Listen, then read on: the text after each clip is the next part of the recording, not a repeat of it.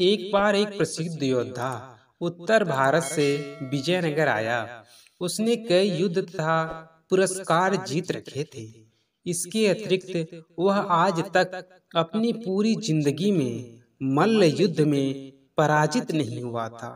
उसने युद्ध के लिए विजयनगर के योद्धाओं को ललकारा। उसके लंबे, गठीले व शक्तिशाली शरीर के सामने विजयनगर का कोई भी योद्धा टिक न सका। अब विजयनगर की प्रतिष्ठा दांव पर लग चुकी थी। इस बात से नगर के सभी योद्धा चिंतित थे।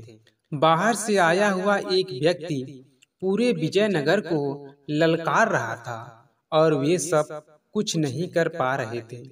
अतः सभी योद्धा इस समस्या के हल के लिए तेनालीराम के पास गए। उनकी बात बड़े ध्यान से सुनने के बाद तेनालीराम बोला, सचमुच यह एक बड़ी समस्या है, परंतु उस योद्धा को तो कोई योद्धा ही हरा सकता है। मैं कोई योद्धा तो नहीं हूँ, बस एक विदूषक हूँ। इसमें मैं क्या कर सकता हूँ? तेनालीराम की यह बात सुन सभी योद्धा निराश हो गए, क्योंकि उनकी एकमात्र आशा तेनालीराम ही था। जब वे निराश मन से जाने लगे तो तेनालीराम ने उन्हें रोककर कहा, मैं उत्तर भारत के उस वीर योद्धा से युद्ध करूंगा और उसे हराऊंगा, परंतु तुम्हें वचन देना होगा कि मैं जैसा कहूंगा तुम सब वैसा ही करोगे।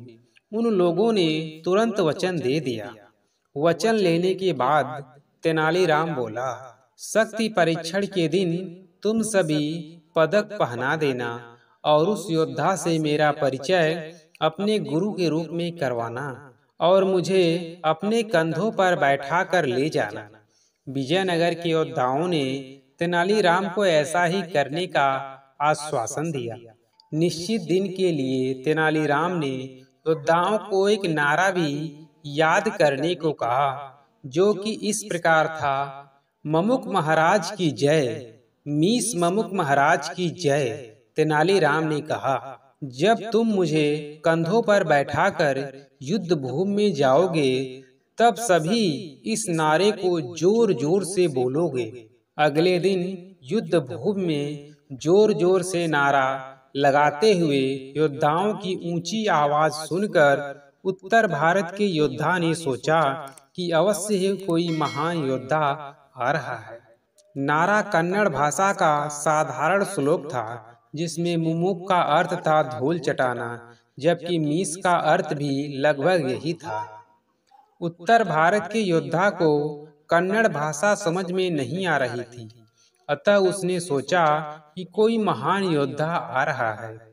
तेनालीराम उत्तर भारत के योद्धा के पास आया और बोला, इससे पहले कि मैं तुम्हारे साथ युद्ध करूं, तुम्हें मेरे हाव भाव का अर्थ बताना होगा। दरअसल प्रत्येक महान योद्धा को इस हाव भाव का अर्थ ज्ञात होना चाहिए। अगर तुम मेरे हाव भावों का अर्थ बता दोगे तभी मैं तुम्हारे साथ युद्ध करूंगा।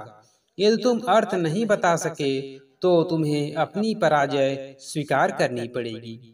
इतने बड़े बड़े योद्धाओं को देख, जो कि तेनालीराम को कंधों पर उठाकर लाए थे और उसे अपना गुरु बता रहे थे, वह जोर जोर से नारा भी लगा रहे थे। वह योद्धा सोचने लगा कि अवश्य ही तेनालीराम कोई बहुत ही महान योद्धा है, अतः उसने तेनालीराम की बात स्वीकार कर ली। इसके बाद तेनालीराम ने संकेत देने आरंभ किए।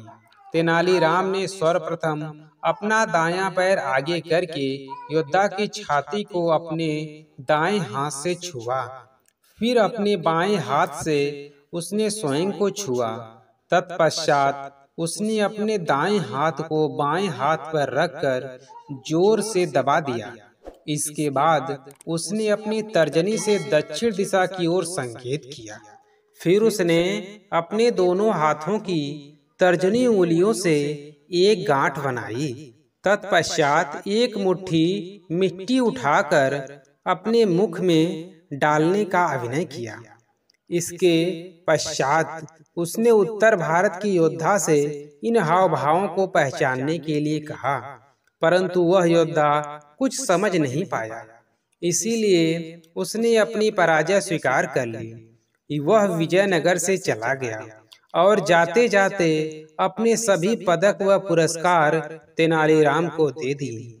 विजयनगर के राजा व प्रजा परिस्थिति के बदलते ही अचंभित हो गए। सभी योद्धा बिना युद्ध किए ही जीतने से प्रसन्न थे। राजा ने तेनालीराम को बुलाकर पूछा, तेनालीराम, उस हाव भावों से तुमने क्या चमत्कार किया? तेनालीराम बोला, महाराज, इसमें कोई चमत्कार नहीं था। यह मेरी योद्धा को मूर्ख बनाने की योजना थी।